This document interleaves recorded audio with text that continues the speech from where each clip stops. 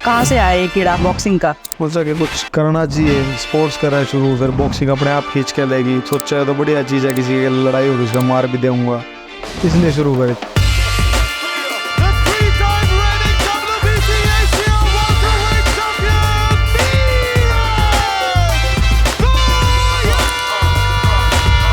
और जाके जैक बोलती है धमकी भी दे दी, सीधा खुले आम। सोशल मीडिया पे ज़्यादा वायरल होगी तो लोगों ने पता लग गया। उसके अलावा भी ऐसे बहुत तीर मार रखे हैं जो लोगों ने नहीं पता। आप बिग बॉस के कंटेस्टेंट भी रह चुके हैं और फर्स्ट वीक में आप बहुत जल्दी आ गया। क्या ये स्क्रिप्टेड होता है बिग बॉस?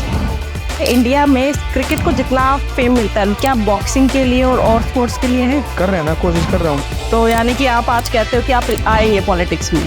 गॉड्स प्लान, सबसे बड़ा प्लान। पता नहीं राइट अपरकट मारा, पता नहीं लेफ्ट अपरकट मारा उसके पेट में, और मेरे को ऐसा महसूस हो भाई ये कहाँ चला गया।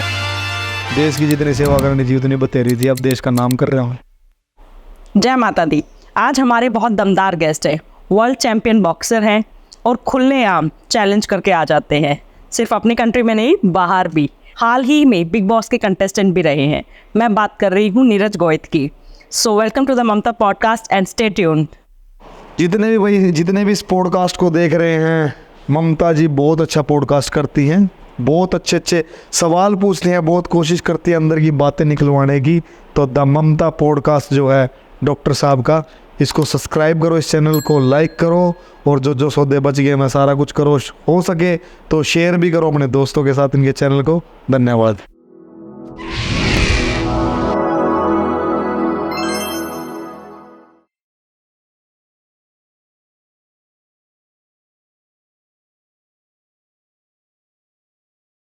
तो बॉक्सिंग में आने से पहले आप आर्मी में थे? बॉक्सिंग मारते पहले नहीं था, मैंने आर्मी में ही बॉक्सिंग शुरू करी थी। आर्मी में मतलब आर्मी में नहीं, एक हॉस्टल हुआ है आर्मी में, अलग अलग जितने भी आर्मी के सेंटर है, मेरे ख्याल से आरटी सेंटर में भी BSc है, बॉय स्पोर्ट्स कंपनी है। मैं आरटी सेंटर में भर्ती हुआ था। BG रुड़की किरकी, उन दोनों में भी, MEG में भी है, कई सेंटर में है बॉय स्पोर्ट्स कंपनी। और आर्मी स्पोर्ट्स इंस्टीट्यूट है पूना में, उसमें भी बॉय स्पोर्ट्स कंपनी पहली बार नई बनी थी 2006 में। तो उस बॉय स्पोर्ट्स कंपनी में मैं सिलेक्ट हो गया था और ट्रायल हुए थे, उसमें सिलेक्ट हो गया था। उसके बाद मैंने बॉक्सिंग कंटिन्यू करी। पहला मैं कभी जिस चीज़ की स्टेट हुई, एथलेटिक्स की, एथलेटिक्स में चले गए, बास्केटबॉल में चले गए, और फिर बॉक्सिंग में चले गए। तो फिर मैंने वहाँ से 2006 से कंटिन्यू करी थी बॉक्सिंग बॉयज़ से। उसके बाद 2010 में फिर मैं भर्ती हो गया था आर्मी में। 2011 में वर्ल्ड मिलिट्री गेम्स खेल रहा था मैं, ब्राज़ील में वर्ल्ड मिलिट्री गेम्स हुई थी, और मेरा टारगेट था मैं वो खेल लूँ वर्ल्ड मिलिट्री गेम्स। उसके बाद 2013 में मैंने छोड़ दी थी। क्यों छोड़ी? क्योंकि मेरे टारगेट अलग थे। आर्मी में रह के मैं जो आज कर रहा हूँ वो चीज़ें नहीं कर सकता था। देश की जितनी सेवा करनी थी उतनी बतेरी थी, अब देश का नाम कर रहा हूँ। आपकी फैमिली में था कोई इसमें बॉक्सिंग में? हाँ, आज तक भी नहीं है भाई। खेल में नहीं है कोई से, खेल में भी नहीं है। तो ये कहाँ से आया ये कीड़ा बॉक्सिंग का? पता नहीं, अपने आप ही मेरे दिमाग में अपने आप ही आ गया कि कुछ अलग करना चाहिए, स्पोर्ट्स करना चाहिए, तगड़ा हो जाऊंगा। कमज़ोर था मैं, मन लगा करता मैं कमज़ोर था कि नहीं इन्होंने पता। हाँ। तो सोचा कि कुछ करना चाहिए, स्पोर्ट्स करा है शुरू, फिर बॉक्सिंग अपने आप खींच के लेगी। सोचा है तो बढ़िया चीज़ है, किसी की लड़ाई होगी उसका मार भी दूंगा, इसलिए शुरू करी थी भाई। मतलब कोई मेरा वो नहीं था कि मैंने इसमें जाकर आगे मेरा फ्यूचर में कुछ हो जाएगा, ये चीज़ कुछ नहीं थी ऐसी। और जाके जैक बोलती है धमकी भी दे दी, सीधा खुले आम। नहीं, जैक पॉल से पहले मैंने मतलब जैक पॉल वाली जो चीज़ थी वो तो मतलब सोशल मीडिया पे ज़्यादा वायरल होगी तो लोगों ने पता लग गया। उसके अलावा भी ऐसे बहुत तीर मार रखे हैं जो लोगों ने नहीं पता, है ना। पर सोशल मीडिया की ताकत इतनी है कि उसके बाद लोग पहचानने लग गए। उसमें आपने धमकी देते हुए बोला है कि पुंजड़ पाड़ देगा। अब आधी दुनिया को नहीं पता, हरियाणवी हूँ मैं, मुझे समझ आ गया क्या मतलब है, पर आधी दुनिया को नहीं पता इसका क्या मतलब है। मेरे को भी नहीं पता। हाँ, हो नहीं सकता। मेरे को नहीं पता। पुंजड़ पाड़ ले लेके मतलब हरियाणा में कोई हो कहते तू मेरा कुछ नहीं कर सकता, कोई कहता बाढ़ नहीं पाड़ सकता तू मेरा। तो मतलब कौन पाड़ेगा, सिर के बाल कौन पाड़ेगा? तो पुंजड़ पाड़ने। मतलब मैं बता रहा हूँ, मतलब ये कोई मीनिंगलेस चीज़ हो सके, लेकिन हाँ है, मतलब इसमें दम है। हरियाणा की इस बात में दम है कि अगला सोचा जो के कर गया, जो के कह गया। आधी तो समझ ही नहीं आती। हाँ, देख हरियाणा की बहुत सारी चीज़ें जो लोगों के समझ में नहीं आती। जब दो जने प्यार से बात कर रहे हैं, उन्होंने लाकर लड़ाई कर रहे हैं। एक थोड़ी बार अगर हमने थोड़ी सी और ज़्यादा बात की थी जिंदगी, हम हरियाणा में बात करने लगे ना, सोचेंगे पॉडकास्ट को नहीं, लड़ाई हो रहा था। हाँ। ऐसा है। तो जैसे उन्होंने भी एक स्टेटमेंट दिया था, जैक पॉल ने भी, कि वो आपको इंडिया में आके ही आपके साथ फाइट करेंगे, आपको हमारी कंट्री में जनता के सामने आपको पीटेंगे, ऐसे ऐसे स्टेटमेंट दिए हैं। तो किया क्यों नहीं फिर उन्होंने कुछ? नहीं, फाइट हो गई, वो फाइट हो गई। मतलब हम तो बीच में कूद गए ना। उनका तो ऑलरेडी प्लान हो उनके, तो भाई इससे फाइट करेंगे। जैसे वो माइक टायसन से फाइट करेगा, सेम कार्ड में मैं विंडरसन ओनस से फाइट करूंगा। वो फाइट 20 जुलाई में होनी थी, पोस्टपोन होगी, अब वो 15 नवंबर में होगी। तो ऑलरेडी उनके प्लान थे साल के। हमारी तरह थोड़ी ना हुआ बिना प्लान के काम चल रहा। मैं जाना हूँ, मैंने दिल्ली मेरी माँ का फ़ोन आ जाए सब्जी देकर जाइए, तो अपने इंडिया में तो प्लान के हिसाब से कुछ भी काम होता ही नहीं है। तो उनका ऑलरेडी प्लान था, वो फाइट होगी, पक्का होगी। तो बॉक्सिंग को लेके इंडिया में कितनी पॉलिटिक्स है कुछ? एथलीट की क्या राइट होती है? फिर मैंने नहीं पता, नू का मीठा नहीं खाना चाहिए। मैं तो बहुत मीठा खाऊँ, मन तो डाइट का आज तक पता नहीं चल रहा। बट अगर मेरी पर्सनली पूछोगे तो आपकी राइट क्या है? मैं जंक फूड नहीं खाता बिल्कुल भी। मैं मिर्च मसाले बिल्कुल नहीं खाता, स्पाइसी मैंने बिल्कुल पसंद नहीं है। मतलब हरी मिर्ची भी नहीं? ना हरी मिर्च डर लगा देख दे ही, तो मिर्च मैं बिल्कुल भी नहीं खाता। एंड हाँ, बस यही है। बाकी शुगर वगैरह, चीनी वगैरह? चीनी तो नहीं, मतलब मीठा कुछ मर्जी, कितनी मर्जी मिठाई मिल जाओ, घर की बनी हुई मिठाइयाँ, खोए की बनी हुई चीज़ें, तो उनको ज़्यादा खाऊंगा। दूध, दही, घी, लस्सी, सब कुछ। और आजकल जैसे एक कॉन्सेप्ट चला हुआ है कि घी मत खाओ, फैट बढ़ता है। तो जिम वाला खाता रहे, जिम वाला है ना, तो बॉडी दिखानी है ना, तो शोकेस है। ये आप किसी दुकान पे जाओगे, आपने बढ़िया शोकेस दिखाया जब, तो उसके भीतर जाकर सामान खरीदोगे, तो शोकेस है। मतलब उनका बॉडी बिल्डिंग का काम अलग है, बॉक्सिंग का अलग काम अलग है। अब युवा हरियाणा वाले घी नहीं खाओगे तो हमारे तो हाड़ गोड्डे बोल जाएंगे। तो घी खाना ज़रूरी है। आप फैट खाओ, आप मीठा खाओ, लेकिन आप उसको बर्न करने के लिए आप अगले दिन वर्कआउट भी करो। ये नहीं खाओ सब कुछ, लेकिन हाँ आप खाओगे कुछ नहीं और वर्कआउट भी नहीं करोगे, फिर फ़ायदा क्या? फिर शरीर ख़त्म हो जाएगा। खाना ज़रूरी है, खाना ज़रूरी है। और जैसे हम देखते हैं कि कुछ एथलीट्स या न्यूज़ में आता है कि उन्होंने ड्रग ले लिया, डोपिंग ले ली, तो कैसे पता चलता है? डोपिंग टेस्ट होते हैं। कुछ तो ऐसे भी होते होंगे ना जो टेस्ट में इस टाइम तक टेस्ट में नहीं दिखेंगे। हाँ नहीं, देखो मैंने कभी डोपिंग नहीं करा। मैं डोप से, स्टीरॉयड से बहुत दूर हूँ। और मेरे को लगता है बॉक्सिंग में स्टीरॉयड की ज़रूरत भी नहीं है, क्योंकि बॉक्सिंग दिमाग का खेल है। स्टीरॉयड से तो और दिमाग ख़राब हो जाएगा। पर हाँ, जो डोप लेते हैं, जिन खेलों में डोप का होता है, तो उनका ना कुछ वो जब एक ना कोई साल्ट होता है, वो साल्ट डोप में आएंगे। अभी आप देखना, अब ओलंपिक्स शुरू हो गया है, ओपनिंग सेरेमनी हो गया मेरे ख्याल से ओलंपिक्स की, आज रात को होएगी। तो वो जो कुछ साल्ट होते हैं जो डोप में आते हैं, जिनको वाडा, वर्ल्ड एंटी डोपिंग एसोसिएशन जो लिखती है कि ये साल्ट नहीं होने चाहिए अगर आप कोई सप्लीमेंट ले रहे हो, तो वो साल्ट डोपिंग में आते हैं। और अगर आप उनको ग्रहण कर रहे हो, आप उनको ले रहे हो, तो आप डोप पॉजिटिव हो जाओगे और आपको 2 साल का, 1 साल का, 5 साल का, 4 साल का बैन लग जाएगा। यही है डोप। बट कुछ तो ऐसे भी होते होंगे ना जो कि नहीं उसमें दिखते होंगे, और वो आगे क्योंकि न्यूज़ में आते हैं कि ऐसे थे और बाद में पता चला। नहीं, उनकी जो डोप टेस्ट का जो रिजल्ट होता है वो बाद में आते हैं। अच्छा, तब तक फाइट, हाँ, तब तक वो हो जाता है। फिर कईयों को मेडल वापस देने पड़ते हैं अपने। तो जो डोप टेस्ट का प्रोसीजर है ना, बहुत लंबा है। वो पहले आपको लेके जाएंगे यूरिन से या ब्लड से। कुछ डोप टेस्ट ऐसे हैं, कुछ साल्ट ऐसे हैं जो ब्लड में आते हैं, यूरिन में नहीं आते। ऐसी भी चीज़ें हैं। तो फिर वो दोनों टेस्ट ले लेते हैं, फिर उनको टेस्ट के लिए आगे जाते हैं, वो फिर वो रिजल्ट निकल के आता है कि ये पॉजिटिव है, ये नेगेटिव है। ये इतना लेट प्रोसीजर क्यों है? क्योंकि फिर मेडल वापस देना, टाइम बहुत ज़्यादा, उसमें टाइम बहुत ज़्यादा लगता है। तो फिर वो पहले स्टार्ट करना। लेकिन जो हार जाते हैं ना, उनसे मान लो कोई जो डोप वाला जीत गया, तो वो मेडल उसको दूसरे को दिया जाता है। पर वो तो ज़्यादा दुख देता होगा ना, मतलब दुख देगा, गलत काम करेगा, दुख तो देगा ही। पर पहले क्यों नहीं स्टार्ट करते हैं वो? मतलब कि याद, मतलब 10 दिन पहले, 10 दिन लग रहे हैं तो उससे पहले स्टार्ट कर लो। ये भी याद उन तक पूछनी पड़ेगी। तो मैच्योर बॉक्सिंग और प्रोफेशनल बॉक्सिंग में क्या फ़र्क है? अमेचर बॉक्सिंग एक सिंपल से इसमें बताऊंगा। जो प्री मैच्योर जैसे बच्चे होंगे तो उनके लिए अमेचर है, और जब आप कॉलेज की पढ़ाई ख़त्म हो जाती है तो आपने अगर MBBS कर रखी है तो आप डॉक्टर बन जाते हो, आपका प्रोफेशन बन जाता है। तो इतना ही फ़र्क है अमेचर में और प्रोफेशनल में भी। और दूसरा ये फ़र्क है कि जो अमेचर है वहाँ पे आप सीखते हो, आप वहाँ पे टफ बनते हो। एक टाइम के बाद आपको लगता है कि अब आपके लिए ओलंपिक्स, एशियन गेम्स और कॉमनवेल्थ कुछ नहीं है, आपको प्रोफेशनल खेलनी चाहिए। और प्रोफेशनल में ये है कि प्रोफेशनल 4 राउंड से शुरू होती है, 4 राउंड, 6 राउंड, 8 राउंड, 10 राउंड और 12 राउंड। और अमेचर बॉक्सिंग सिर्फ 3 राउंड की है। मतलब अमेचर बॉक्सिंग बहुत छोटी है और प्रोफेशनल बॉक्सिंग बहुत लंबी है। अगर दूसरी भाषा में समझाऊँ तो जैसे एक 100 मीटर की स्प्रिंट और एक 42 किलोमीटर की मैराथन है, तो उतना फ़र्क है अमेचर बॉक्सिंग और प्रोफेशनल बॉक्सिंग में। और जो प्रोफेशनल बॉक्सिंग है वो बिल्कुल ही प्रोफेशनल है। वहाँ पे आपको लोग देखने आएंगे, बिल्कुल आप अलग तरीके के होगे, वो ग्लैमर होगा। और जो लोग देखने भी आ रहे होंगे वो भी एक अलग लेवल के होंगे। वहाँ पे प्रमोटर्स बहुत बड़े बड़े होंगे, आप चारों तरफ से कैमरे से घिरे हुए होंगे, चकाचौंध की दुनिया होगी। और जो अमेचर बॉक्सिंग है वो आप एक फेडरेशन से बंद के, जैसे भी आप मान लो ओलंपिक्स में टीम गई है तो आप देखोगे तो उसमें जो फेडरेशन है इंडिया की, वो उससे बंधे हुए हैं, उससे जुड़े हुए हैं, उसके बाहर वो कुछ भी नहीं कर सकते। अगर हमें पॉडकास्ट भी करना है तो फेडरेशन से पूछना पड़ेगा कि इनके साथ पॉडकास्ट कर लें। तो मतलब उतना ही फ़र्क है जैसे स्कूल या कॉलेज में पूछ के आपको बाहर जाना पड़ता है कि आज की छुट्टी ले लूँ, तो वैसे ही आप जब डॉक्टर बन गए हो या आप इंजीनियर बन गए हो तो आप अपने तरीके से जी सकते हो। या अगर आपने MBA करी है या BCom करी है तो आप अपना बिजनेस खुद से स्टैंड कर लेते हो। तो आपको लोगों की पूछने की ज़रूरत नहीं है, आपको अपने लिए पता है कि आप क्या ठीक है क्या गलत है, तो कर सकते हो।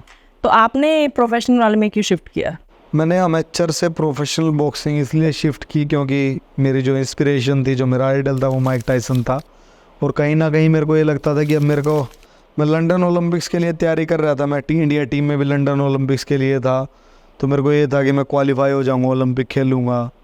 फिर मेरी जगह जय भगवान अपना जय भगवान भी DSP हरियाणा पुलिस में, तो जय भगवान ओलंपिक क्वालिफाई हो गया मेरे वेट में। उसके बाद मैंने वेट कट भी किया, मैं 60 किलो में था, मैं 56 किलो में खेला, मेरी इंजरी ज़्यादा हो गई, मैं जीत भी नहीं पाया, जीतता कैसे, एनर्जी नहीं बची थी। फिर मैं सोचा नहीं यार, क्यों दुखी होना, मैं प्रोफेशनल बॉक्सिंग करूँ। अमेरिका वाले भी तो प्रोफेशनल लगा रहा है, सारा कुछ ओलंपिक ही थोड़ी ना। तो वहाँ से फिर मेरा माइंड बदल गया। फिर मैंने एक मिक्स मार्शल आर्ट, जिसकी हम UFC की बात कर रहे थे, MMA की 1-2 मैंने फ़ाइट करी। लेकिन मेरा मेन टारगेट था कि मैं प्रोफेशनल बॉक्सिंग करूँ, क्योंकि प्रोफेशनल बॉक्सिंग मेरे को ये लग रही थी कि अमेचर में मेरे को इनके भरोसे रहना पड़ेगा। अब की बार ओलंपिक क्वालिफाई नहीं मिला, 2016 में आओ सीधा ओलंपिक, 4 साल में क्या करूँगा। तो फिर मैंने उस टाइम पे फिर मैंने प्रोफेशनल बॉक्सिंग को शिफ्ट कर लिया। फिर 2016 में प्रोफेशनल बॉक्सिंग करते करते एक ऐसा रूल आया इंटरनेशनल बॉक्सिंग फेडरेशन का कि जो भी प्रोफेशनल बॉक्सर्स हैं वो सब अमेचर भी खेल सकते हैं। फिर मैं 2016 के वर्ल्ड ओलंपिक क्वालिफायर्स में गया, बिफोर रियो ओलंपिक्स। तो मैं उसमें गया, उसमें बड़े वेट में खेला, वेल्टर वेट में खेला 69 kg में। फिर उसमें क्वालिफाई तो नहीं हुआ, बट मैं सेमीफाइनल फाइट हार गया। अगर मैं सेमीफाइनल जीत जाता तो मैं क्वालिफाई भी हो जाता। 2-3 फाइट थी, मैं जीत गया था मैं। तो मेरे को ये लगा कि भगवान ने मेरे को ओलंपिक के लिए बना ही नहीं रखा, मैं प्रोफेशनल ही कंटिन्यू रखूँ। और फिर तब से मैं प्रोफेशनल ही कर रहा हूँ। और जो मेरे साथ वाले थे जो अमेचर बॉक्सिंग कर रहे थे, उन्होंने कभी टर्न होने की कोशिश नहीं की, और आज वो लोग अपनी जॉब कर रहे हैं और मैं भी प्रोफेशनल खेल रहा हूँ। कोई ऐसी फाइट जो आपको लगे कि हाँ ये ज़िंदगी भर याद रहेगी, कोई ऐसा एक्सपीरियंस आपका? नहीं, सारी फाइट मेरी जो भी जितनी भी मैंने प्रोफेशनल में जितनी फाइट करी, सारी बहुत अच्छी थी। और सारी बहुत टफ बॉक्सर्स के साथ मैंने खेली हैं। मैं वर्ल्ड चैम्पियनों के साथ लड़ा हूँ, एक से हारा हूँ, एक से जीता हूँ। तो मतलब सारी मेरी फाइट तगड़ी हुई हैं। और जब सबसे पहली फाइट खेली थी एज अ प्रोफेशनल? याद है मैंने सबसे पहली फाइट मेरे याद ही नहीं मैंने कहाँ खेली, शायद चाइना में 2013 या 14 में खेली थी मैंने। मेरे को एग्जैक्ट याद नहीं मेरी फाइट किसके साथ थी। वो मैं चला गया था, मेरा कीड़ा था, मैंने खेल नहीं था, मैं खेल लिया था। कौन है कौन नहीं कुछ नहीं पता। मैं चाइना में खेल रहा था, चाइना में खेला था मैं वही जानना चाहती थी कि क्योंकि जब पहली बार कुछ करते हैं तो वो तो लाइफ टाइम वो रहता है ना, याद भी रहता है और थोड़ा सा नर्वस भी होते हैं कि पता नहीं कैसे क्या होगा। मैं उस टाइम बॉक्सिंग ही तो करता था, मैंने बॉक्सिंग ही करनी थी दोबारा भी। पहले वो सैंडो डाल के करते थे, मैं वो काट दी बस, प्रोफेशनल में कुछ भी नहीं था। और 4 राउंड की फाइट थी, मेरे को ज़्यादा फर्क भी नहीं पड़ा। पहली फाइट थी मेरी 4 राउंड की थी, पहले 3 राउंड खेलता था, अब 4 राउंड खेलने बस, कुछ भी नहीं। और जो प्रो बॉक्सिंग लीग है, क्या ये दोबारा होगा? किस लेवल पे होगा ये? क्या इतना फेम मिलेगा जितना प्रो कबड्डी और इन सबको मिलता है? प्रो बॉक्सिंग लीग ना, जो प्रो बॉक्सिंग लीग था वो अमेचर बॉक्सिंग फेडरेशन ने करवाया था। उससे पहले 2017 में हम लोग लीग करवा चुके थे, जो ब्रिटिश पाकिस्तानी बॉक्सर आमिर खान 2019 में मेरी उसके साथ फाइट भी होनी थी, पर मेरा एक्सीडेंट हो गया था इसलिए नहीं हुई वो। तो आमिर खान उसका पार्टनर और मैंने मिल के वो सुपर बॉक्सिंग लीग के नाम से लीग करवाया था। और उस टाइम पे वो सोनी स्पोर्ट्स है उस पर आता था, वो लाइव आता था उस पर फ्राइडे सैटरडे संडे। उस टाइम पे मैं जो बॉक्सिंग फेडरेशन ऑफ इंडिया उसके पास गया था और मैंने बोला था जो अपने अच्छे बॉक्सर्स हैं उनको उनको हम प्रोफेशनल बॉक्सिंग में खिलाते हैं, उनको खिलाओ, क्योंकि उस टाइम तक कंफर्म हो गया था कि अमेचर और प्रोफेशनल वाले अमेचर खेल सकते हैं।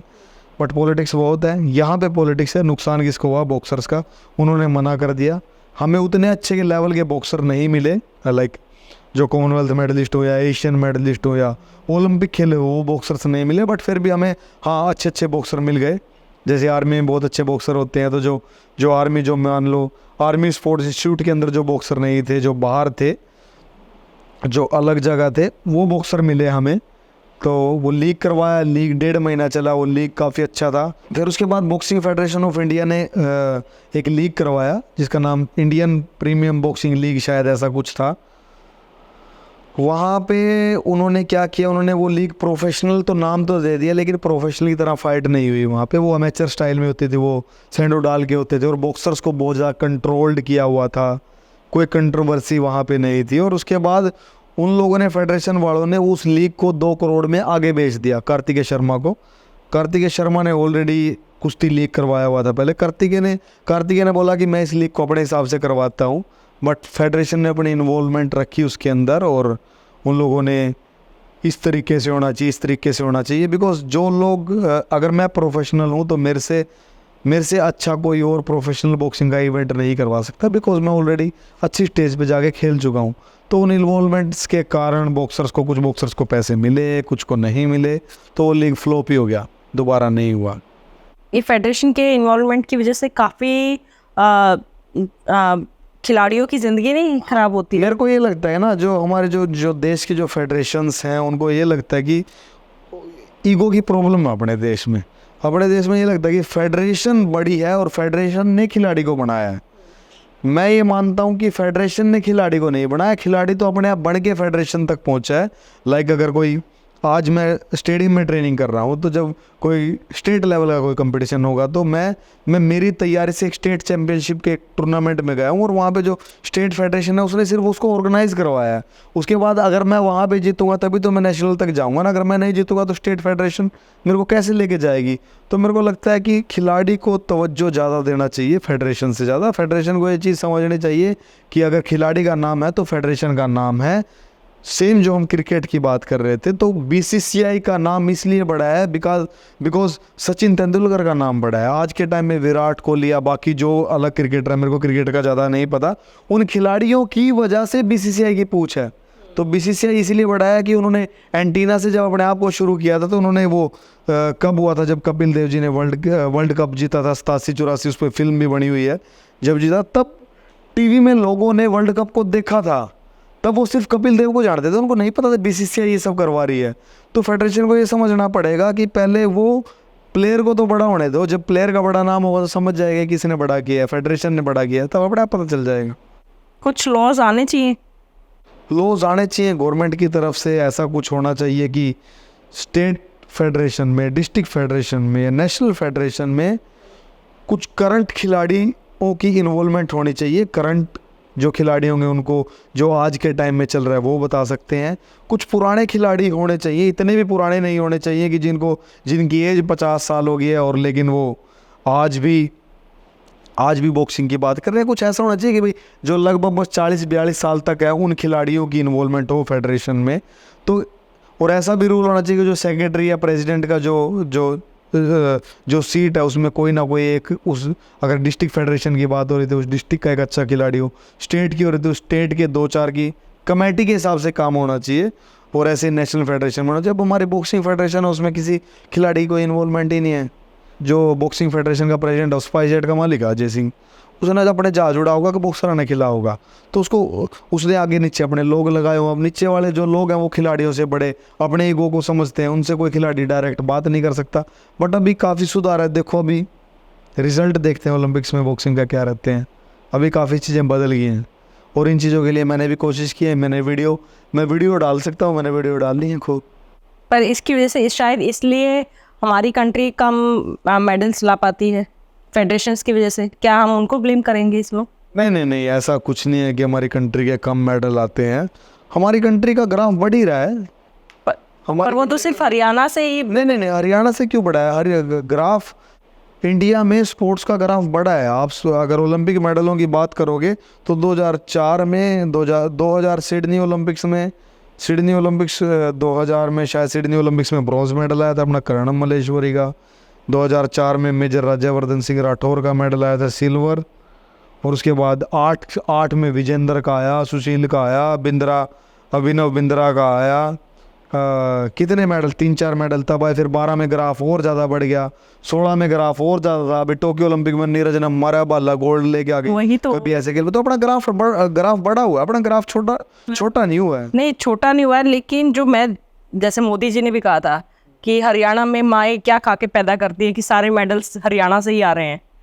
बस ये कह सकते हैं कि मतलब हरियाणा की थोड़ा सा आज भी वो चीज़ें बची हैं हरियाणा के गाँवों में और कुछ छोटे शहरों में कि अपने घर का दूध दही खाना है ना वो मिल जाता है। और अपने हरियाणा में एक वैसे ही हम मतलब मैं अगर अपने आप को कंपेयर करूँ, जैसे मेरे दोस्त महाराष्ट्र में, मैं पूना में जा ट्रेनिंग करता हूँ, तो मतलब वो लोग ना बहुत नर्म हैं। वो लोग रिएक्ट बहुत लेट करेंगे।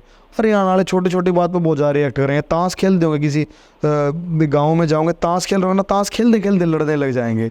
तो मेरे को लगता है कि थोड़ा सा ना गर्म खून ज़्यादा रखे हरियाणा में कुछ करने का, यही बात हो सकती है। इसलिए शायद वो वहाँ पे काम आ रहा है। इसलिए वहाँ पे काम हो डाइवर्ट हो गया, ताश की बजाय ना बैठक में से उठ के वहाँ चले गए। आपके हिसाब से इस बार ओलंपिक्स में हम कितने मेडल्स एक्सपेक्ट कर सकते हैं और कहाँ हमें नज़रें टिकानी चाहिए? देखो मेरे को बाकी स्पोर्ट्स का तो नहीं पता। एथलेटिक्स का तो अपना गोल्डन बॉय गया हुआ है, नीरज चोपड़ा जेवलिन में। उनके अलावा मैं बॉक्सिंग वालों के बारे में बात कर सकता हूँ। बॉक्सिंग में जो हमारे लड़कों की एक्सपेक्टेशंस थी, जितनों को क्वालिफाई होना चाहिए था उतने नहीं हुए हैं। बट जो 2 लड़के हुए हैं दोनों ही बिल्कुल टॉप हैं, दोनों ही बिल्कुल टैंक है। एक अमित पंगाल जो एशियन गेम्स का मेडलिस्ट, वर्ल्ड चैम्पियनशिप का मेडलिस्ट, कॉमनवेल्थ गेम्स का गोल्ड मेडलिस्ट, वो गया है। पिछला ओलंपिक भी खेला हुआ, एक्सपीरियंस भी है। दूसरा बिल्कुल नया, बिल्कुल यूथ, करनाल से अपने निशांत, वो भी बहुत अच्छा, वो भी एशियन गेम्स का मेडलिस्ट और यूथ है, 22-23 साल का है टोटली। तो दोनों ही बहुत अच्छे हैं लड़के। तो अगर इनका जो ड्रॉ है अगर अच्छा आता है तो दोनों ही मेडल के दावेदार हैं। उसके बाद लड़कियों में एक ऑलरेडी ओलंपिक मेडलिस्ट है लवलीना, वो गई हुई है। और निखत गई हुई है, वो वर्ल्ड चैम्पियन है। जैस्मिन गई है, जैस्मिन बहुत अच्छी आर्मी की लड़की है वो। और पहली बार कोई आर्मी में लड़कियों को भर्ती किया गया और भर्ती होने के बाद पहली बार इंडियन आर्मी की लड़की बॉक्सिंग खेलने के लिए गई है, वो जैस्मिन है। और जैस्मिन का भी अच्छा रिकॉर्ड है और बट उसका भी पहला ओलंपिक है। उसके अलावा एक प्रीति लड़की गई है हरियाणा की, वो सिर्फ 21 साल की है, तो वो भी बहुत यंग है। तो कुछ एक्सपीरियंस वाले खिलाड़ी भी गए हैं, कुछ नॉन एक्सपीरियंस भी गए हैं। तो इनकी प्रिडिक्शन मैं तभी बता पाऊंगा जब इनके ड्रॉ देखेंगे। जब तक ड्रॉ का नहीं पता चलेगा तो हम कुछ नहीं बता सकते। तो प्रो बॉक्सिंग में जैसे फेस ऑफ होता है, इतने महान खिलाड़ी से आप फाइट करने वाले हो, तो क्या दिमाग में आता है? क्योंकि हम लोग उस लेवल पे नहीं सोच सकते। जब हम लोग फेस ऑफ के लिए जाते हैं, मतलब प्रोफेशनल बॉक्सिंग में होता है फेस ऑफ। अमेचर बॉक्सिंग में बहुत लोगों ने इन्होंने ट्राई किया है कि अलग अलग प्रोफेशनल के साथ जोड़ सके इसको। बट प्रोफेशनल बॉक्सिंग में जब फेस ऑफ होता है तो जिस भी कंट्री में या जिस भी सिटी में वो फाइट हो रही है तो वहाँ पे बहुत लोग आए होते हैं। और वो फेस ऑफ ऐसी जगह पे होता है मतलब किसी स्टेडियम में या किसी मॉल में, ऐसी जगह होता है कि जहाँ पे लोग आ सके, आपको देख सके। और उसके बाद जब 2 बॉक्सर आपस में फेस ऑफ करते हैं तो ऑलरेडी मतलब हम प्रोफेशनल में हमें ऑलरेडी पता होता है किसके साथ लड़ना है, उसको सब कुछ स्टडी करके आते हैं। उसके बाद जब एक दूसरे की आंखों में देखते हैं तो सिर्फ यही होता है कि मतलब आंखों में बात होती है कि मैं तेरे मारूंगा, या मैं जो है मैं स्टडी करता हूँ सामने वाले को कि वो डर रहा है कि नहीं डर रहा है, मतलब वो उसकी फीलिंग क्या है। तो एक दूसरे को जज करने की कोशिश की जाती है कि कल ये कैसा परफॉर्म करने वाला है, इसके दिमाग में इस टाइम पे क्या चल रहा है, यही होता है। और ज़्यादा नहीं समझ में आ रहा, आप फेस ऑफ करके देख लो मेरे गिला। तो रिंग में जाते हैं तब कैसा होता है फिर? रिंग में जब वो सामने मिलता है तो? नहीं, रिंग बॉक्सिंग रिंग से पहले की है सारी स्थिति। बॉक्सिंग रिंग में जाने के बाद तो सब कुछ ख़त्म हो जाए, तो बॉक्सिंग रिंग में जाने से पहले की जो चीज़ें हैं ना, जो ग्रीन रूम में जो चीज़ें चलती हैं, वो है सबसे मेन। तो मतलब ऐसा कोई भी बॉक्सर नहीं होगा इस धरती पे जिसके दिमाग में, ऐसा कोई भी बॉक्सर नहीं होगा इस दुनिया में, तगड़े से तगड़ा बॉक्सर ऐसा नहीं होगा जो बार बार बाथरूम में ना जाता हो। ऐसा कोई भी नहीं होगा। एंजाइटी होती है थोड़ी सी, और उसके अलावा सिर्फ ये होता है कि मुझे परफॉर्म कैसा करना है। मतलब मैं यही सोचता हूँ कि मुझे परफॉर्म क्या करना है। हम उस टाइम पे स्टडी कर रहे होते हैं, अपने बॉक्सर को स्टडी कर रहे थे, वो ऐसे खेलता है, मैं ऐसे खेल लूँगा, मेरे को ऐसे ही खेलना है। उन चीज़ों को हम सोचते हैं, भाई ऐसे ही खेल लूँगा, मैं ये मुक्के मारूंगा, मैं पहला राउंड ऐसे खेल लूँगा। और थोड़ा सा नर्वस होता है, मेरी परफॉर्मेंस कैसी होगी, मैं जीतूंगा या नहीं जीतूंगा, डाउट्स आते हैं बीच बीच में, ये सारी चीज़ें आ रहती हैं। पर जैसे ही आपकी फ़ाइट की अनाउंसमेंट होती है, जैसे ही आप वॉक करना शुरू करते हो और जैसे ही आपके रिंग के अंदर पैर चलाते हो, उसके बाद आप सब कुछ भूल जाते हो। आप अपनी परफॉर्मेंस के लिए आपको क्या खेलना है सिर्फ वो आता है। फिर हम जाके शेक हैंड करते हैं। शेक हैंड करने के बाद तो जितनी दुनिया अपने साथ आई सारे नीचे बैठ जाएंगे, आप दो को लड़ना है, रेफरी भी साइड में खड़ा होकर देखे। तो रिंग से पहले के हैं सारे एक्सपीरियंस। रिंग में जाने के बाद तो फिर उसके बाद पहला राउंड शुरू हो गया।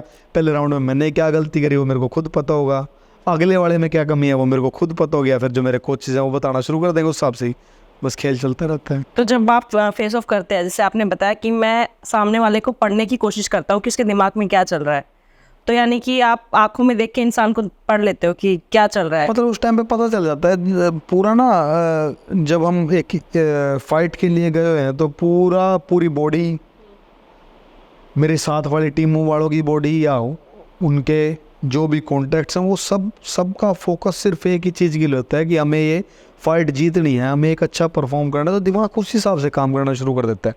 अब मैं किसी भी बड़ी फाइट के लिए जाऊँगा, मैं 1-2 दिन पहले वहाँ गया हूँगा, तो मैं उसी चीज़ के लिए, मेरी तैयारी उसी चीज़ के लिए चल रही है कि फॉर एग्जांपल मेरी परसों फाइट है, तो आज भी मैं परसों की फ़ाइट के बारे में सोच रहा हूँ, मैं कल भी परसों की फ़ाइट के बारे में सोचूंगा, आज शाम को जब मेरा फेस होगा तब भी मैं अगले दिन के बारे में सोचूंगा। तो दिमाग में वही चलता रहता है। तो जैसे आपने 18 फाइट जीती हैं जिसमें से 8 नॉकआउट है, तो कभी ऐसा हुआ है कि कोई पंच ऐसा पड़ा हो कि लगा हो कि अब सब खत्म है, अब नहीं हो पाएगा? बॉक्सिंग में ऐसा कभी नहीं हुआ है। MMA की फ़ाइट हुई थी, मेरे को लात बहुत ज़्यादा लगी थी, लात लगने से ऐसा कुछ ज़रूर हुआ था। लेकिन बॉक्सिंग की एक बार मेरी एक फ़ाइट थी 2018 में, मैक्सिको गया था मैं खेलने के लिए। मैं दिन के दिन वहाँ पे पहुँचा था बिकॉज मेरी फ़्लाइट, मैं पहले पूना में ट्रेनिंग कर रहा था, पूना से दिल्ली आया, दिल्ली से टोरंटो गया, टोरंटो एक दिन रुका, टोरंटो से फिर मैं मैक्सिको सिटी गया, फिर मैक्सिको सिटी में रात को पहुंचा। अगले दिन मेरी वो फाइट थी और अगले दिन ही मेरा वेट था। प्रोफेशनल बॉक्सिंग में एक दिन पहले वेट होता है, बट उन्होंने बोला कोई नहीं तो कल वेट दे दियो। अब जब मैं जिस वेट में मुझे खेलना था वो 66 kg था, 66 kg समथिंग। प्रोफेशनल बॉक्सिंग में अलग वेट होते हैं, 147 LBS था। तो और जो मेरा अपोनेंट था उसने एक दिन पहले वेट दे दिया था। अब मैं 66 किलो के लिए भी घटा रहा था वेट, तो मैंने कुछ खाया ही नहीं, इतने सफ़र में कुछ खाया ही नहीं। फिर अगले दिन मेरे को वेट देना पड़ गया 1 घंटा पहले फ़ाइट से। मैंने वेट दे के उसके बाद मैंने 2 चॉकलेट खाई, चलो मैं फ़ाइट में उतरा। जब मैं रिंग में उतरा मैंने अपोनेंट भी देखा था कौन है, क्योंकि वो छोटा इवेंट था। वो छोटा क्या, पर मैक्सिको में ना सब बहुत ब्रूटल बॉक्सर हैं। मैक्सिको के सबसे ज़्यादा, दुनिया में सबसे ज़्यादा ब्रूटल बॉक्सर है मैक्सिको में। तो मैं जब रिंग में उतरा तो मेरे को वो देख के लगा कि इस बंदे का वेट कम से कम 74 या 75 kg हाइट में है उसके शरीर से, और उसने एक दिन पहले दिया, वो फुल रिकवर था। फिर भी मैंने उसके मारे, मैं उसके मुक्के मारा, उसकी गर्दन डूम डूम ऐसे जा रही थी। बट मैक्सिको वाले को कितने मर्जी मुक्के मार लो, वो हमेशा अग्रेसिव रहते हैं, वो ऊपर आएंगे। उसने मेरे अपर कट मतलब लेफ्ट पेट में हुक अपर कट मेरे बहुत मारने शुरू कर दिए। मैं फिर डिफेंड करके फिर मैं काउंटर मार रहा था उसके बार बार। लेकिन 5वें 6ठे राउंड की बात है जी, मैंने बोला भगवान आज तक मैं बॉक्सिंग में नॉकआउट नहीं होया हूँ, आज बचा ले। तो उस टाइम ऐसा हुआ था, पर वो फाइट इतनी बेकार नहीं थी। 19-20 की फ़ाइट थी। और शिवानी कुमारी मेरे को बहुत अच्छी लगती है वो, कि मतलब ना यूँ कहा है, मतलब जो उसकी भाषा है बिल्कुल गाँव वाली है ना, मेरे को मज़ा आता है उसकी बात सुनने में। तो उन आम खा रही थी वो, पता नहीं किसका ठा के लाई होगी। आम भी बहुत, मतलब 1 हफ्ते की 4 लीची मिली थी मेरे को, ठीक है। तो आम पता नहीं किसका ठा के लाई थी, वो खाने लग रही थी वहाँ बाहर बैठे कि अंदर को कोई देख ना ले, इसलिए। तो उन्हें आम खा के जो सोफे बैठे थे उसी पे हाथ पहुँच दिए। मैं बोले ये क्या कर रही है तू, हैं मुझे जाके धोगा जात। अरे भैया कौन जाएगा वहाँ, माँ जा धोया वहीं स्विमिंग पूल था सामने, स्विमिंग पूल में हाथ धो दिए। अब मेरे लिए मजाक की बात थी, मैं गया। अब मेरा जो सबसे खास था कटारिया था। मैंने कटारिया जाके बात बताई, या वो शिवानी मतलब हमारे साथ ही, हम तीनों बहुत ज़ोर ज़ोर से हंसे। मतलब मेरे लिए हंसी की बात थी, और कोई होता इस बात पे लड़ लंदा। हाइजीन मेंटेनिंग कर। हाँ, तो ये वो उनकी कैटेगरी ऐसी। अब हम विदेशी हैं, हम भी आम उम खा के जो खेत में बैठे हुए खाट पर पहुँचता है, आदत तो मन लगा बेचारी ना, वो आदत है, कर दिया काम। हाँ, लेकिन उसको मैंने समझाया जरूर कि ना तू वहाँ दिल्ली कितनी बार गई है, तू सीधी बिग बॉस में गई 5-6 बार गए हैं, वहाँ बम्बई कितनी बार आई है, पहली बार आए हैं वहाँ 5-6 बार और आ जंदी पहला बिग बॉस तो सीख जंदी कुछ। तो मतलब उसको बेचारे को उतना नहीं पता, उतने लोगों में नहीं गई, अब सीख जाएगी। Chandrika the famous vada pav girl सच में जेन्युइन है? हाँ, वो अच्छी मेरे को तो अच्छी लगी है वो। जैसे वो वायरल हो रखी है उनकी रील्स, रोते रहते हैं और वैसे नहीं, उस टाइम का रोने का कुछ होया ही नहीं घर के अंदर कि उसको रोना पड़े। हाँ, एक आधी बार मैंने इमोशनल देखे, मतलब 4-5 दिन रहा मैं, 2-3 जने रोंदे देख लिए थे मैंने, कि मैं तो रोने वाले में से था नहीं, मैं चुप करवाने वालों में से था। चंद्रिका भी शायद एक दिन रोई थी, और चंद्रिका मेरे को जेन्युइन लगी बिल्कुल, और एक अच्छी बिजनेसमैन बोल सकते हैं हम उसको, क्योंकि उसने अपना बिजनेस इतना बड़ा खड़ा किया है ना। वो अपनी वो चंद्रिका दीक्षित गहरा है उसका CDG ऐसे करके वो अपनी ब्रांच दे रही है, अपनी फ्रेंचाइजी दे रही है वो लोगों को, तो अच्छी बिजनेसमैन है वो।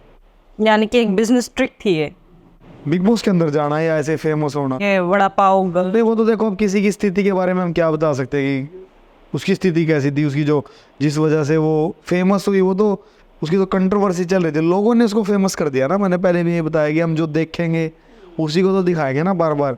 अब उसकी रील बार बार बहुत ज़्यादा बार स्क्रॉल होएगी जब भी उसको बार बार दिखाया, लेकिन अच्छी बिजनेसमैन है, अच्छी ह्यूमन है, मेरे को तो अच्छी लगी। और आपने एक और स्टेटमेंट दिया हुआ है कि अगर मैं कभी बॉलीवुड में एक्टिंग करूंगा तो मैं रितिका के साथ करूंगा। ओके, तो मेरे को किसी ने पूछा आप किस एक्ट्रेस के साथ काम करोगे, तो मैंने तब बोल रहा हूँ। मैं आपकी उसमें फोटो भी है उनके साथ जहाँ हाँ, मेरे दोस्त है वहाँ, तो वहाँ पे आपने शायद स्टेटमेंट, मेरी फोटो से सोनम बाजवा के साथ भी है। बट वहाँ बोला तो आपने उन्हीं की। हाँ, मैंने इसलिए बोला था क्योंकि वो बहुत अच्छे एक्टर है, और उसको मैं बहुत अच्छे से जानता हूँ। मैं पिछले 12-13 साल से उसको जानता हूँ। हम दोनों ने एक रियलिटी शो किया था एक साथ में, तब से मैं उसको जानता हूँ। वो एक अच्छी एक्टर है, और मैंने इसलिए बोला था कि मैं उसके साथ काम करूँगा, कुछ गलती होंगी एक्टिंग में वो बता देगी, ठीक कर ले इनने, इसलिए बोला था। प्रोफेशनल लाइफ और पर्सनल लाइफ को कैसे मैनेज करते हो आप? अपनी मैनेजेबल है पूरी, मतलब जब मेरी प्रोफेशनल लाइफ बहुत अच्छी, जब मैं हॉस्टल वगैरह में रहता तब मेरी उम्र छोटी थी, फिर जैसे जैसे उम्र बढ़ी, आप देख रहे हो फार्म हाउस में यहीं रहूँ, घर मेरा 2-3 मिनट दूर है, 200-300 मीटर दूर है सिर्फ, तो जब घर जाना हो घर चला जाऊँ, जब यहाँ रहना हो यार। तो ज़्यादातर जो मैंने प्रोफेशनल लाइफ को इन्वॉल्व किया है अपनी पर्सनल लाइफ में, मतलब जो मेरे दोस्त हैं वही मेरी प्रोफेशनल लाइफ में। जैसे मेरा दोस्त है कुलदीप, पंजाब से है, वो भी आर्मी में था पहले, उसने आर्मी छोड़ दी, अभी आया हुआ है, और तो वो मेरी बॉक्सिंग की जो फाइट्स हैं वो सब मैनेज करता है। शिवम है और संगम है। संगम मेरी पूरी क्रिएटिव टीम का छोटा भाई है, दोस्त है वो भी, वो पूरा क्रिएटिव, हमें कैसे क्या प्लान करना है, क्या वीडियो डालनी है, सब वो प्लान करते हैं। और साथ में जो कमर्शियल डील है संगम देखता है, इवेंट्स को शिवम देखता है, तो सारे मेरे दोस्त ही हैं सब। मैं अपने मैनेजर, मतलब प्रोफेशनल पर्सनल अपनी मिक्स है। लेकिन हाँ, घर वाले ने मेरी बॉक्सिंग की फ़ाइट बहुत कम देखी है, अभी बहुत कम देखी है। तो अभी तो नेटफ्लिक्स पे जैसे लाइव आएगा। मेरी माँ का जी करेगा तो देख लेगा, और अब वो मेरी मम्मी ये अपना बिग बॉस भी देख लेती थी। अब मेरी मम्मी ने, क्योंकि मैंने उसमें सिर्फ नाम मेरी मम्मी का लिया, मम्मी देख मैं कितने से करेले खा रहा हूँ, मेरी मम्मी ने वो बात बहुत पसंद आ गई बस। तो मेरी मम्मी की तो एक ही बात है, इतना गाने बहुत कर लिए, इतने भी नाटक भी बहुत कर लिए, तो ब्याह कर ले, मैं इसके अलावा दूसरी बात है कोई? तो कब कर रहे हैं आप शादी? ना, मैं नहीं करूँगा, कभी नहीं करोगे ना। लेट्स सी, जनता वेट करेगी। जनता वेट करेगी। अभी चौरसिया भाई के साथ मेरा इंटरव्यू था, चौरसिया भाई कह रहे थे अब आपको शादी करनी चाहिए। माँ नहीं, कह रहा मैं आपकी शादी में डांस करूँगा। माँ दीपक भाई आप पतले हो जो, आप नाचने जोगे हो जो, मैं ब्याह कर लूँगा। मेरे को पता है वो कभी पतले होंगे नहीं। जैसे नेटफ्लिक्स पे अभी आपकी लाइव फाइट आएगी माइक टायसन के अंडर कार्ड में, तो ये पहली बार हो रहा है क्योंकि अभी तक लाइव फाइट नहीं आई है, तो कैसा लग रहा है आपको? बॉक्सिंग नेटफ्लिक्स पे आज तक नहीं आई है, 2-3-4 पता नहीं 5-10 कितनी चीज़ें मेरे साथ जो वर्ल्ड में भी पहली बार हो रही है और मेरे साथ भी पहली बार हो रही है। नेटफ्लिक्स पे कभी बॉक्सिंग नहीं आई, ये पहली बार हो रहा है मेरे साथ भी और बॉक्सिंग के साथ भी। अब की बार नेटफ्लिक्स पे लाइव आएगी। दूसरी, बेसबॉल का बहुत बड़ा स्टेडियम है टेक्सास में, अर्लिंगटन में, वो जहाँ पे 1 लाख लोग बैठ सकते हैं। वो बॉक्सिंग में पहली बार हो रहा है, मेरे साथ भी पहली बार हो रहा है। मतलब इतने 2-4 बार ये इतने बड़े स्टेडियम में बॉक्सिंग हुई होगी। उसके बाद इस इवेंट की टिकटें बहुत ज़्यादा महंगी है, $2 मिलियन की भी इसकी टिकट है। $2 मिलियन की टिकट आज तक बॉक्सिंग में कभी नहीं बिकी। तो मेरे साथ भी पहली बार हो रहा है, बॉक्सिंग के साथ भी पहली बार हो रहा है। और सबसे बड़ी बात, 58 साल का माइक टायसन बॉक्सिंग रिंग में उतरेगा। ये बॉक्सिंग के लिए भी सरप्राइज बात है और मेरे लिए भी, जो बॉक्सिंग का लेजेंड है और जो मेरे इंस्पिरेशन थी, वो उसी इवेंट में होगा। मैं भी उसी इवेंट में हुआ। आप ऑडियंस को जो भी फ्यूचर देख रहे हैं बॉक्सिंग में, उनको कुछ एडवाइस देना चाहेंगे? मेहनत करो बस। जो खेलने वाले हैं, जिनको बॉक्सिंग करनी है तो उनको मेहनत करनी पड़ेगी बस। जिनको प्रमोटर बनना है वो मेरे से मिलो बस। तो जैसे अभी आपका रिलैक्स टाइम चल रहा है, अभी कोई फाइट नहीं है, तो इस टाइम पे आप ट्रेनिंग करते रहते हो या बिल्कुल रिलैक्स रहते हैं? नहीं, मैं जो मेरी रीहैब की एक्सरसाइज है, जो मेरे को इंजरी है, रीहैब की एक्सरसाइज मैं हर रोज़ करता हूँ थोड़ी बहुत। तो इस टाइम पे मैं जो रीहैब की एक्सरसाइज है वो करता हूँ और जो फिटनेस के लिए थोड़ी बहुत चीज़ें करता हूँ, क्योंकि मैं अभी मेरा ट्रेनिंग कैंप ख़त्म किया था और दोबारा मैंने जो ट्रेनिंग कैंप है वो 1 सितंबर से शुरू कर दूँगा। तो जो उसके बीच का टाइम है, मेरे को अपने मसल्स को इतना ज़्यादा या बॉडी को इतना ज़्यादा तंग नहीं करना कि बाद में जो पिक का टाइम आएगा, जब मेरे को उठाना होगा अपनी बॉडी को, उस टाइम पे मेरी बॉडी बोले नहीं यार ये तो रगड़ ही रहा है। ये शरीर भी तो कहता होगा ना भाई कैसे आदमी का फंस गई मैं, है ना भाई। शरीर ये बोलता होगा कैसे आदमी का के फंसा हुआ हूँ ना भाई, ये आदमी रुकता ही नहीं है। तो बॉडी भी तो कोई चीज़ है, भी रिलैक्स चाहिए। बट हाँ, जो मेरी मसल्स में जहाँ इंजरी है, इंजरी सारी जगह, इसलिए सब कुछ करना पड़ता है। नी का टेंडन मसल, शोल्डर के 2 हेयरलाइन फ्रैक्चर, पहले इस बाइसेप में दिक्कत थी, फिर अब इस बाइसेप में आ गई, और ये वाली ये यहाँ से एल्बो, राइट साइड की बैक, तो लगभग सारी बॉडी कवर हो जाती है। रिहैब करते करते 40-45 मिनट का वर्कआउट हो ही जाता है। और ये आप करते रहते हैं? ये तो कंटिन्यू करना पड़ता है, नहीं तो फिर जब मैं दोबारा ट्रेनिंग शुरू करूँगा तो ये जो इंजरी है उस टाइम पे इनको दोबारा से रिकवर करने में टाइम लग जाएगा। अब इनकी स्ट्रेंथनिंग करनी बहुत ज़्यादा ज़रूरी है। और जो आपके ओपोनेंट होते हैं फाइट के टाइम, तो उनको जब पता होता है कि ये इंजरी है तो वो वहीं पे टारगेट करते होंगे? नहीं, ये फिल्मों में दिखाते हैं, ऐसा नहीं होता। ऐसा कुछ नहीं, फिल्मों में दिखाते हैं उसके कंधे में चोट है, कंधे पे मार, ये फिल्मों का काम है, ये असल में ऐसा कुछ नहीं होता। मतलब वो छोड़ देते हैं? नहीं, छोड़ के देते हैं, कुछ होता ही नहीं, क्योंकि अगर मैं पूरा तैयार होके गया हूँ तो मैं तैयार होके गया हूँ, उसका मतलब मेरे को कोई इंजरी नहीं होगी। फाइट के बीच में कई बार इंजरी हो जाती है, लाइक मेरे को कट लग गया फॉर एग्जाम्पल, अब कट में मेरे को कुछ वैसलीन लगा दी, कुछ भी लगा दी, तो मैं उस कट को प्रोटेक्ट करूँगा अपने को, कि मेरे को ऐसा हिट ना हो। और मैं भी इतना एक्सपीरियंस में जाके खेल रहा हूँ कि मैं अपने आप को बचा सकता हूँ। मेरे को बॉक्सिंग में से कभी कट लगा नहीं है, मेरे को एक बार नाक पे लगा था जो रुका ही नहीं था, फिर इसी कारण फाइट ही रुक गई थी। डॉक्टर अपने आप ही रोक देता है। तो रिटायरमेंट के बाद आपके क्या प्लान्स हैं? मतलब ये जब बॉक्सिंग से आपको लगेगा कि अब मुझे रिटायर होना है, तो बॉलीवुड की तरफ है या पॉलिटिक्स की तरफ? अभी फ़िलहाल तो मैं सोच रहा हूँ कि मैं ऐसा बॉक्सर बनूँ, इंडिया का ऐसा रिकॉर्ड बनाऊँ कि जैसे यूएसए का एक बॉक्सर था बर्नैड हॉपकिंस, वो 48 की ईयर में, 48 साल का था उस टाइम पे जब वो वर्ल्ड चैम्पियन बना था। तो उस टाइम तक तो नहीं बॉक्सिंग कर सकता, बट मैं ये चाहता हूँ कि मैं ऐसा रिकॉर्ड बना के जाऊँ कि किसी पे ना टूटे। सबसे ज़्यादा लंबी उम्र तक बॉक्सिंग करने वाला इंडिया में। और उसके बाद बॉक्सिंग छोड़ने के बाद बहुत लोग मुझे कहते हैं कि पॉलिटिक्स कर लो। अभी दीपक चौरसिया भाई के साथ एक इंटरव्यू था, शायद वो आउट भी हो गया होगा वो, तो उसमें उन्होंने बोला कि मैं नीरज भाई को कब देखूंगा खाते डाले मुखाना, ये काम मुश्किल है। तो शायद मैं एक्टिंग की तरफ जा सकता हूँ, अदरवाइज़ मैं मेरे यूट्यूब चैनल को ग्रो कर रहा हूँ। मैं लोगों को, जो आने वाली जनरेशन है, उनको बॉक्सिंग के बारे में या लाइफस्टाइल के बारे में, इन चीज़ों में अपने आप को बिजी रख के और लोगों को सिखा सकूँ, इस तरफ जाऊँ शायद। बट क्या आपको ये नहीं लगता कि अगर आप पॉलिटिक्स में आओगे तो भी आप हेल्प ही करोगे? बहुत मेरे को लगता है ना, पॉलिटिक्स बहुत मेरे जैसे आदमी की चीज़ नहीं है पॉलिटिक्स में ना बहुत ज़्यादा आपको किसी की जी हजूरी करनी पड़ेगी। हरियाणा में बोला अगर आप पानी मारना पड़ेगा किसी का भी, खाम खाए जिन लोगों से हमें सिर्फ वोट लेनी है उनके आगे जाके हाथ जोड़ने पड़ेंगे, दिल में हमारे कुछ और होंगे, उनके हाथ जोड़ने पड़ेंगे। तो ये जो दिखावे वाली ज़िंदगी है ना, मैं शायद नहीं जी सकता, क्योंकि मैं बहुत स्ट्रेट हूँ भाई। किसी ने वोट देनी है तो दे दियो, ना देनी तो ना दियो। अगर किसी को मैं अच्छा लगूंगा दे देना, नहीं दोगे तो ना सही। अब ऐसे ही सेम मेरा यही सेम चीज़ मेरी बिग बॉस के अंदर थी। और बिग बॉस के अंदर जिस दिन पहला नॉमिनेशन हुआ तो मैंने किसी को नहीं बोला था कि मुझे नॉमिनेट मत करना।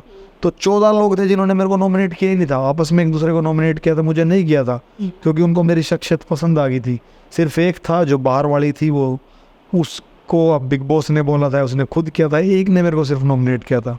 उसके बाद फिर दूसरी चीज़ आई एक, उसमें बोला कि आप में से कौन चाहता है कि नीरज आपके घर का स्पोक्स पर्सन बने। उसमें भी 2-3 लोगों ने हाथ उठा दिए थे। उसके बाद फिर एक दिन एक टास्क आया कि आप 1 नंबर किसको देंगे, 16 नंबर किसको देंगे। उसमें भी 1 नंबर देने की सबसे ज़्यादा वोट मेरी थी। उसके बाद लास्ट दिन जब मैं बाहर निकल रहा था, घर वालों के जब वोट मांगी कि आप कौन कौन चाहता है कि ये घर में रहें, तो 9 लोगों ने मुझे वोट दी थी, सिर्फ 3-4 लोगों ने मुझे नहीं दी थी। तो बट इलेक्शन ऐसी चीज़ नहीं है, पॉलिटिक्स ऐसी चीज़ नहीं। बट आपको नहीं लगता कि लोग ऐसे ही लोगों को चाहते हैं पॉलिटिक्स में कि जो दिल के साफ हो, जो सीधा बोलेंगे होगा कि नहीं होगा? वो लोग चाहते हैं ना, तो लोगों की चाहत भी बदलती रहती है ना अपने देश में। मेरे को लगता है कि शायद 10-15% लोग तो वोट ही नहीं करते होंगे, या उससे ज़्यादा लोग तो वोट ही नहीं करते हैं। और उसके बाद जो वोट करते हैं तो उनमें से कुछ लोग पार्टियों में बटे हुए हैं कि वो पेट है, उनका खानदान उसी पार्टी को वोट देता है, उनका खानदान उसी पार्टी को वोट देता है। बट ऑप्शन ही नहीं होते हैं, 2 ही पार्टी होंगे। नहीं तो ऑप्शन तो इसलिए नहीं होंगे ना क्योंकि उन्होंने चूज़ किया हुआ ऑलरेडी। अब बच गए एक, मैं आपको बता रहा हूँ 10-15% ऐसे हो गए जो किसी को वोट ही नहीं देते। फिर उसके बाद मेरे ख्याल से 40-50% ऐसे लोग हो गए जो पार्टियों में बटे हुए। उसके बाद कुछ 20-30% बचे हैं जिनकी वोट पड़ने से कोई भी पार्टी देश में आती है ना। तो अब जो 20-30% लोग आ गए, अब उनके लिए मैं अपना ये करूँ कि मेरे को सिर्फ पॉलिटिक्स में जाना है और टाइम पे आने पे लोग मुझे ना पसंद करें, तो मैं क्यों टाइम ख़राब करूँगा। उसकी बजाय मैं हेल्प कर सकता हूँ, मेरी एनजीओ है, मैं लोगों को, बच्चों को वैसे भी सपोर्ट करता हूँ। जो बॉक्सिंग में कोई अच्छा खिलाड़ी मेरे को पता लगता है पुअर फैमिली से, तो मैं उसकी हेल्प करता हूँ। और टाइम के साथ जितना मैं आज सक्षम हूँ, भगवान ने हाथ पकड़ रखा होगा तो और ज़्यादा सक्षम हो जाऊँगा। तो हेल्प करने के बहुत तरीके हैं, ज़रूरी नहीं है कि हम पॉलिटिक्स में जाएँ।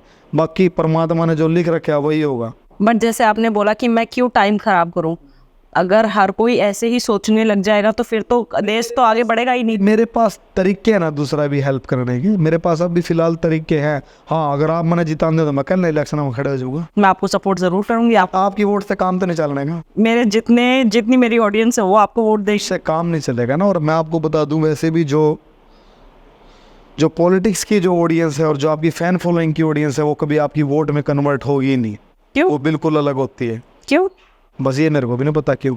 आपको पसंद करते थे ना आपका जी कर रहे थे एक बार इलेक्शन में खड़े होगा, देख लो मैंने कितनी वोट मिलेंगी, फिर अपने को उत्तर मिल जाएगा इस बात का। तो यानी कि आप आज कहते हो कि आप आएंगे पॉलिटिक्स में? नहीं, जब अगर परमात्मा ने जो लिख रखा है वो होगा, क्योंकि गॉड्स प्लान सबसे बड़ा प्लान। तो मेरे लिए यही है कि मैंने कभी सोचा था मैं बिग बॉस में भी जाऊँगा, भगवान ने भेज दिया। मैंने कभी सोचा था मैं माइक टाइसन के अंडर कार्ड फाइट करूँगा, भगवान ने लिख दिया। तो अपने सोचने से कुछ नहीं होता। अब मैंने कभी सोचा ही नहीं मैं शादी करूँगा। कल परसों शादी हो जाए? नहीं, इतनी जल्दी तो नहीं होगी, इतना आसान काम। कुछ एक्सपेक्टेशंस है कि मुझे ऐसी लड़की चाहिए क्योंकि आप अच्छा आप बताओ, आपने शादी करी, आपकी एक्सपेक्टेशन थी ऐसा पति चाहिए? ये मैं आपका पॉडकास्ट ले रही हूँ, मैं होस्ट। नहीं, मैं तो पूछ रहा हूँ ना, आपकी उसमें से तो उत्तर लेऊंगा ना मैं। आपने सोचा होगा ना ऐसा पति? हाँ जी, सोचा हुआ था। आपने ढूंढा भी वैसा ही, मिला भी वैसा ही? जी। क्या लास्ट में चीजें वहां पे आ गई?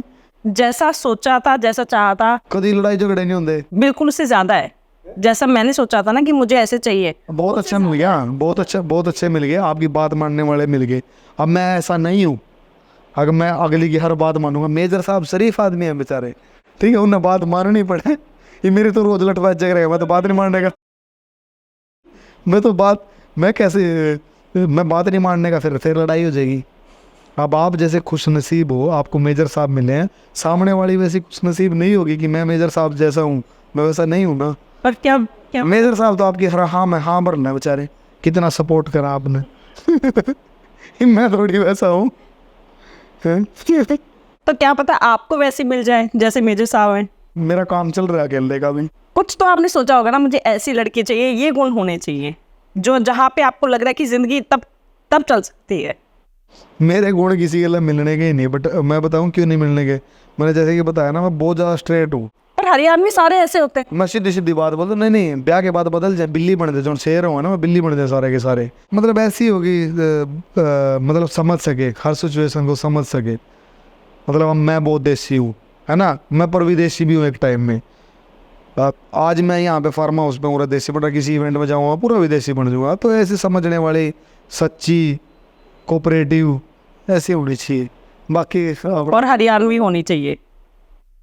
ये हरियाणा में ऐसे मिल जाएंगे तो बढ़िया बात है, नहीं दूर जाना पड़ेगा। जो रणदीप बुड्ढा बेचारा मणिपुर गया। पर क्या अगर लाइफ पार्टनर क्या पता कहाँ मिली।